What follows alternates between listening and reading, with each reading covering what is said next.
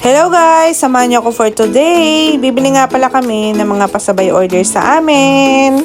At sakto nga, half day kami sa trabaho guys. Umuwi nga lang kami ng bahay at dumiretso na nga pala kami sa mga pamilihan para mabili na namin yung mga pasabay sa amin. Doon na nga namin yung mga GU pasabay sa amin. Thank you so much mga sisters sa lahat ng mga order. Ganito nga pala namin pagsabayin yung trabaho at saka negosyo guys. Maliit na negosyo nga lang to para sa iba pero sa amin nga malaking bagay to. At next time nga yung mga iba pang pasabay guys, then di na nga kaya namin ihabol. At medyo nauhaw na nga kami guys, kaya nga bumili muna kami ng drinks at umupo nga po na kami sa mga bench dito. At yan, umorder na nga rin kami ng mga sandwich guys. Isang footlong na nga yan guys at hati na nga kami. Ganda nga lang itong negosyong to guys kasi nga hawak mo yung oras mo. Medyo matagal na nga rin ako nagpapasabay guys. Marami na nga rin palang kumukuha sa akin. As fast forward nga guys, umuwi na nga rin kami ng bahay at nagluto nga pala ako ng nilangang baboy. Pinressure cooker ko nga yan guys, kaya nga napakalambot na. At yan guys, dumating na nga rin pala yung in-order namin online na juicer. Kasi nga last time guys, blender nga lang yung gamit namin.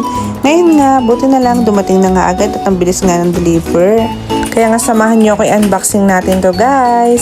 Ang ganda nga nitong brand na to guys dahil ganito nga rin yung brand ng rice cooker namin. Matagal na nga yung rice cooker namin guys at buong buo pa nga. Kaya nga naisipan namin na ganito na nga lang din brand yung bilhin namin dahil nga parang trusted na nga rin namin siya.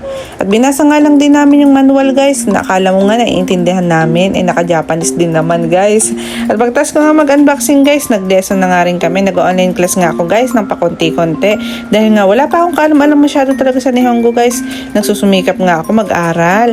At yan guys, nag-break time nga lang ako pagtas ko mag-online class. Yan nga pala yung nabili kong mixed fruits guys. Dyan sa tapat nga namin sa Hiwado.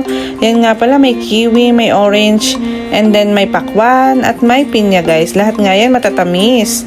At nabili ko nga lang siya ng half price guys dahil nga nag-sale nga sila. Dahil nga patapos na nga yung kanilang work. Kaya nga nag-sale na din sila guys. Bumili nga rin pala kami ng mineral water guys. Buti na nga lang katapat lang namin tong Haywado. Grocery store nga to guys. At ang gaganda nga ng mga binibenta dyan guys. Medyo pricey lang pero fresh na fresh nga talaga. Buti na nga lang talaga malapit nga lang to sa amin. At talagang sobrang katapat lang talaga namin. Ilang hakbang nga lang ay makakapunta ka na dyan sa Hiwado guys.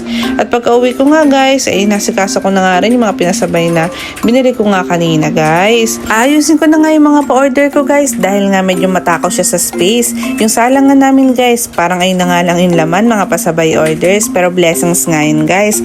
Kaya kayo guys, thank you so much po sa lahat ng mga nag-order sa aming pasabay. So much appreciated po kayo guys. Yun lang naman guys, thank you so much for watching. Bye bye!